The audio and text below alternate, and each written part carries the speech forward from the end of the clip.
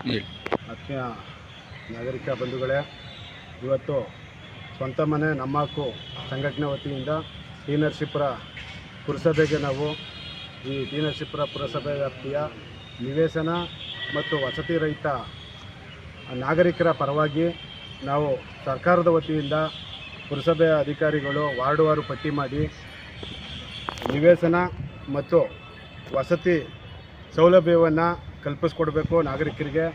ಈ ಏನು ಪುರಸಭೆ ವ್ಯಾಪ್ತಿನಲ್ಲಿ ನಿವೇಶನ ಮತ್ತು ವಸತಿ ಸ್ವಂತ ಮನೆಗಳು ಇಲ್ಲದೇ ಇರ್ತಕ್ಕಂಥವರು, ಕಾರ್ಮಿಕರು, ಕೂಲಿ ಕಾರ್ಮಿಕರು, ಆಟೋ ಚಾಲಕರು, ಗಾರ್ಮೆಂಟ್ಸ್ ನೌಕರರು ಮತ್ತು ಮಧ್ಯಮ ವರ್ಗದ ರೈತಾಪಿ ಕುಟುಂಬನೂ ಸೇರಿದಂಗೆ ಇವತ್ತು ಬೀದಿ ಬದಿ ವ್ಯಾಪಾರಿಗಳಿರ್ಬೋದು, ತುಂಬ ಸಂಕಷ್ಟದ ಜೀವನ ನಡೆಸ್ತಾ ಇದ್ದಾರೆ. ಇವತ್ತು ಬಾಡಿಗೆ ಮನೆಯಲ್ಲಿ ಇರೋರಿಗೆ ತಮ್ಮ ದುಡಿಮೆಯ ಬಹುಪಾಲು ಹಣ ಬಾಡಿಗೆ ಕಟ್ಟೋದಕ್ಕೆ ವೆಚ್ಚ ಆಗೋಯ್ತಾ ಇದೆ.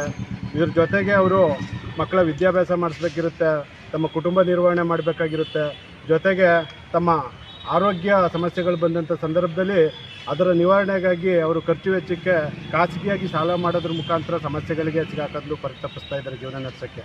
ಹಾಗಾಗಿ ಇಡೀ ರಾಜ್ಯಾದ್ಯಂತ ಸ್ವಂತ ಮನೆ ನಮ್ಮ ಹಕ್ಕು ಸಂಘಟನೆ ಈ ನಿವೇಶನ ರಹಿತ ಮತ್ತು ವಸತಿ ರಹಿತರ ಪರವಾಗಿ ನಗರಸಭೆ ಇರ್ಬೋದು, ಪುರಸಭೆ ಇರ್ಬೋದು, ಪಟ್ಟಣ ಪಂಚಾಯಿತಿ ಇರ್ಬೋದು, ಈ ರೀತಿ ಎಲ್ಲ ಕಡೆ ನಾವು ಮನವಿ ಮಾಡ್ತಾ ಒಂದು ಸ್ಪಷ್ಟವಾದ ಒಂದು ಪರಿಶೀಲನೆ ಮಾಡಿ ಪಟ್ಟಿನ ತಯಾರಿಸಿ, ವಾರ್ಡುವಾರು ಪಟ್ಟಿ ತಯಾರಿಸಿ ಸರ್ಕಾರದ ಜೊತೆ ವ್ಯವಹಾರ ನಡೆಸಿ ಒಂದು ನಿವೇಶನ ಮತ್ತು ವಸತಿ ಯೋಜನೆಯನ್ನು ಕಲ್ಪಿಸ್ಕೊಡ್ಬೇಕು ಅಂತೇಳಿ ನಾವು ಮುಖ್ಯಾಧಿಕಾರಿಗಳಿಗೆ ಇವತ್ತು ನಾವು ಟಿ ನರಸೀಪುರದಲ್ಲಿ ಮನವಿನ ಸಲ್ಲಿಸಿದ್ದೀವಿ.